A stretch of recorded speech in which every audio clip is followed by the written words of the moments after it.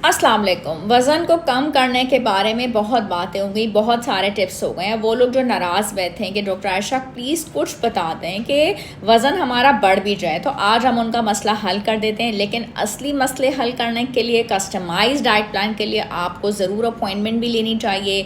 अगर आप कराची में हैं तो क्लिनिक पे आ जाएँ, वरना ऑनलाइन अपॉइंटमेंट ले लें। अब आपको करना क्या है वो भी मैं आपको बता देती हूँ। आपने क्या करना है कि खशखाश आप ले लीजिए 100 ग्राम, बादाम आप ले लीजिए 100 ग्राम, ठीक है। उसके बाद सफ़ेद दिल वो भी 100 ग्राम, और मिश्री आप ले लें हस्बे ज़रूरत। उसके बाद बारीक पीस कर आप पाउडर बना लीजिए, ठीक है। और रोज़ाना रात को गर्म दूध को असली घी का तड़का लगाएं और उस दूध में ये पाउडर 1 टेबलस्पून डालकर पी लें।